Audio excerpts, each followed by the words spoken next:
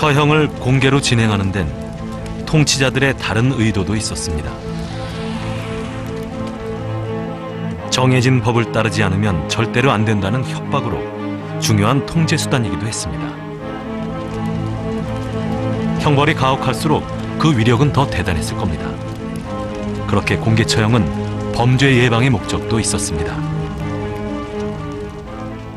Just setting the example of the individual and trying to set an element of a deterrent to the rest of the community, so that in order to sort of prevent crime being committed. So by doing sort of fining people or doing the stocks and pillory or the trials by ordeal, because it's also done publicly in the community, then it's basically deterring other people from committing acts of crime.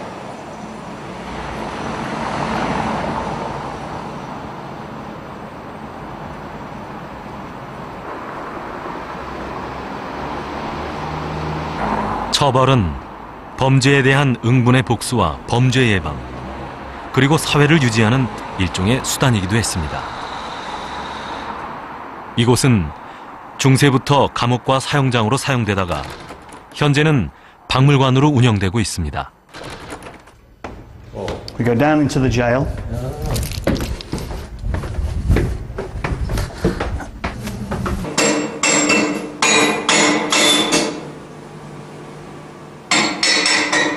고대에서 중세에 이르기까지 대부분의 형벌은 신체형이었습니다. 신체의 일부를 잘라내거나 통증을 유발해서 혹독한 고통을 주거나 죽음에 이르게 하는데 그 초점이 맞춰졌습니다. So this is one of the notorious Nottingham caves, because Nottingham as a city is built on a number of caves, probably over 500 caves in the city centre alone.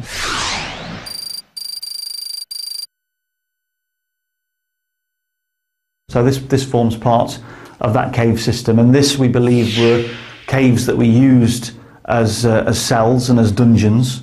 And a particularly nasty example of a dungeon would be the oubliette, which is through the grill there, where prisoners would be thrown into. So that's our oubliette, and this was from a French word, oublier, to forget. And what they would do, they would put the prisoners into the oubliette, and they would just forget about them, and then they would either go mad and end up killing themselves, or they'd just starve to death, basically. So.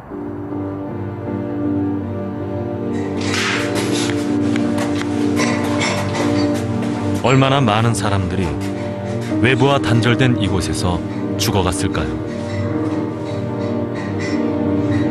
Also down here we have what we refer to as the dark cells, or the punishment cells. And these are cells that prisoners that had misbehaved in the jail, in the cells above, the comfortable cells that we've seen already. They would be placed in one of these cells, and the door would be closed, and basically they would be sort of left in there for perhaps a period again of 2 weeks, with very little food. Any food that they got was put through the holes in the top, and if they needed to go to the toilet at all, they wouldn't open the door for them, they'd just do it in the cell. And the cells are built on a slope, so everything would run out into this section here. So not really a very nice place to be.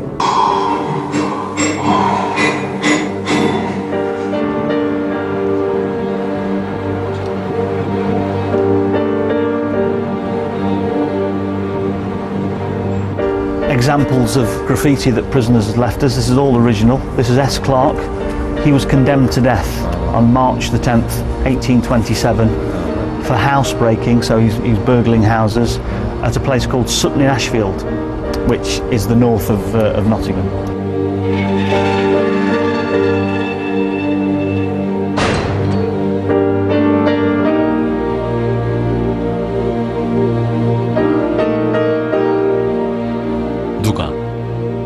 어떤 기준에 따라서 죄수들을 감옥에 머물게 하고 또 사형 선고로 죽음에 이르게 했을까요?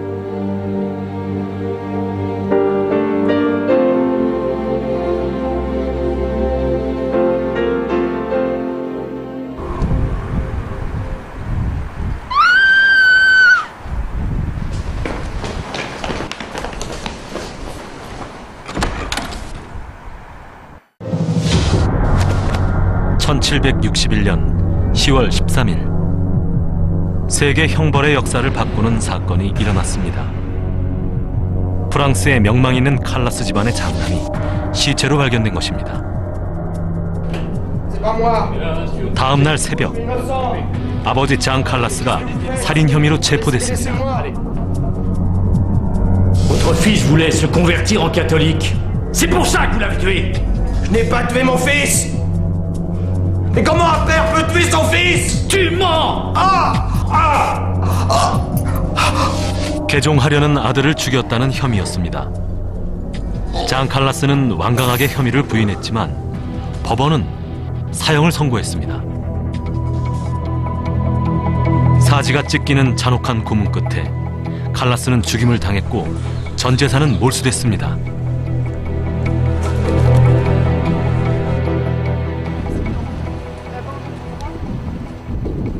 그런데 3년 후 계몽주의 사상가 볼테르의 노력으로 칼라스의 무죄가 밝혀졌습니다. 잘못된 판결로 무고한 희생자가 발생해도 돌이킬 수 없는 사형제의 맹점이 드러난 사건이었습니다.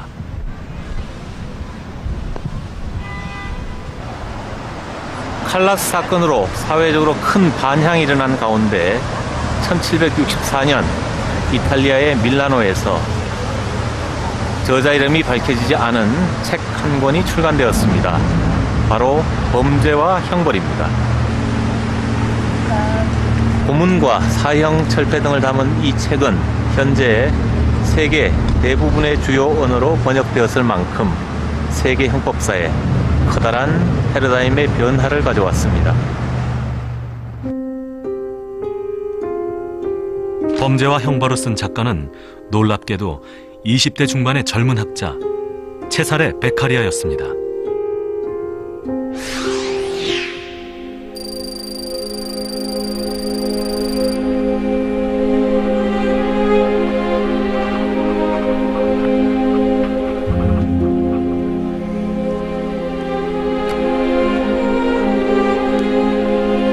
Is anyone willing to give others the right of taking away another's life? Since no one has agreed to that, the punishment of death cannot be justified. That's exactly what I was thinking. And when it comes to sentencing, there's always a possibility of an error, as you can see from the Callas case. But you cannot take back the execution of the innocents. You have a very good point. And what deters people from offending, it's not the intenseness of the pain, but its continuance.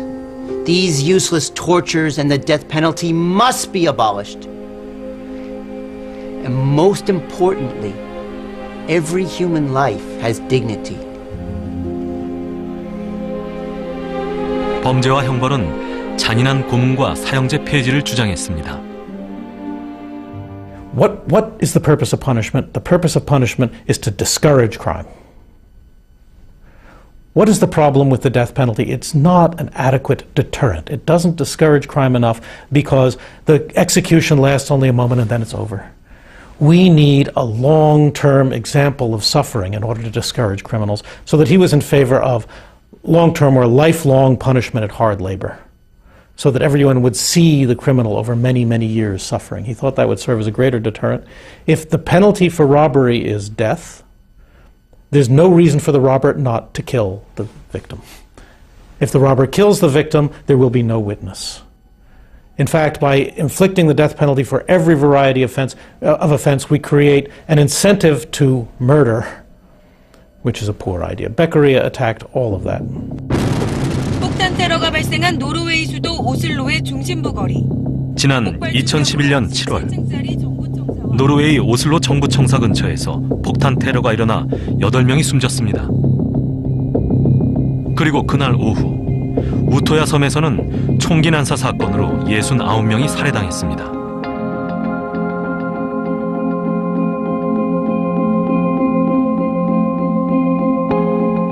범인은 안드레스 베링 브레이빅이었습니다.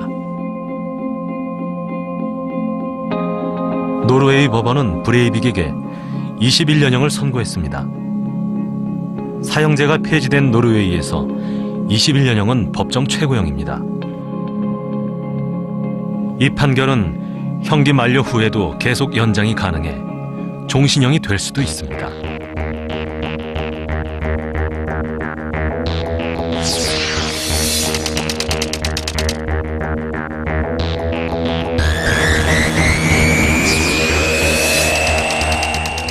그런데 77명을 살해한 범인에게 21년형은 적당한가? 전 세계적으로 브레이빅의 판결에 대해 관심이 집중됐습니다.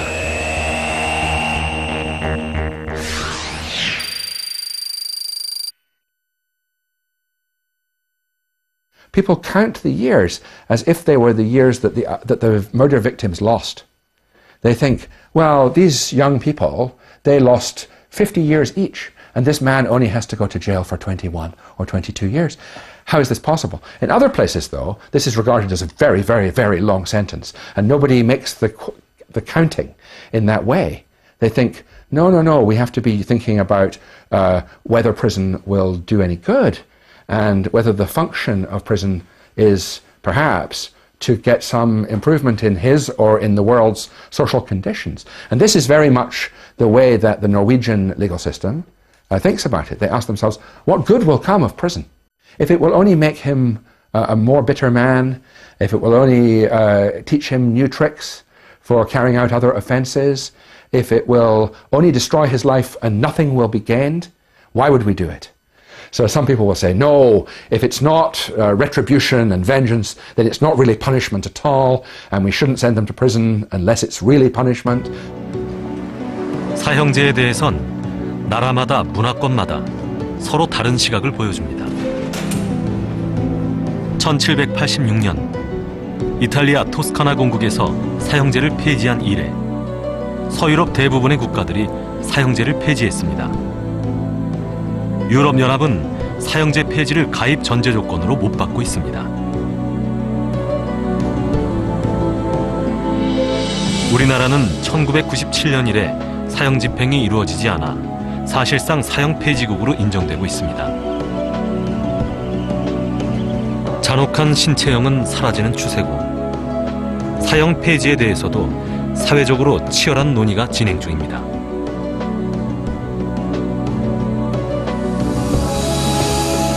그런데 내가 피해자라면, 내 가족이나 친구가 지독한 범죄의 피해자라면 어떨까요? 처벌의 정도, 그 범위를 정한다는 건 생각처럼 쉽지 않습니다.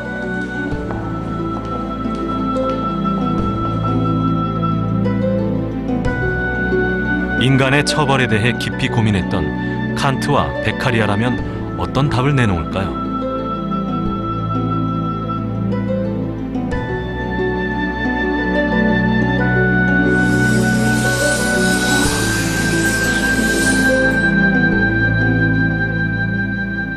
It's totally nonsense. Giving him only 21 years for over 77 murder convictions? Whoever has committed murder must be punished with death. The death penalty is a denial of the right to life. It should not be violated by law or anything else. Beccaria, your arguments for the abolishment of the death penalty are pure sophistry and a distortion of the principles of right. If an offender has committed murder, he must die, or else his humanity will not be respected. There is no parallel between death and even the most miserable life. Is it not absurd that the laws which punish homicide commit murder themselves? No man has a right to another's life. 비록 가상의 대화지만 사형제에 대한 칸트와 베카리아의 입장은 정반대입니다. Beccaria was opposed to the death penalty. He would have insisted on lifelong penal enslavement and hard labor. So that future Breiviks who thought to do such things would see before their eyes the example of a man suffering for his entire life for having done it. I'm sure he would have insisted on the death penalty. It would have only taken one murder for Kant to insist on the death penalty, not 70. I mean, he certainly would have insisted on the death penalty. I think he was quite clear about that.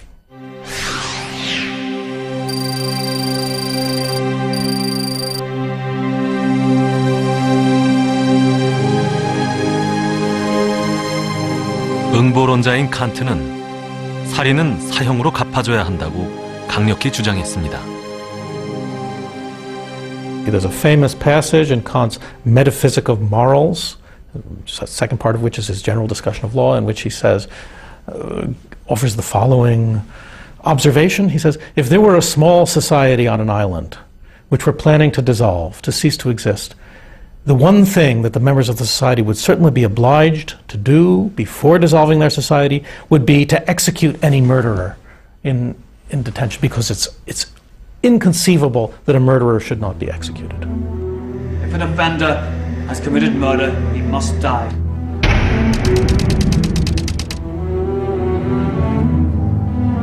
No man has a right to another's life.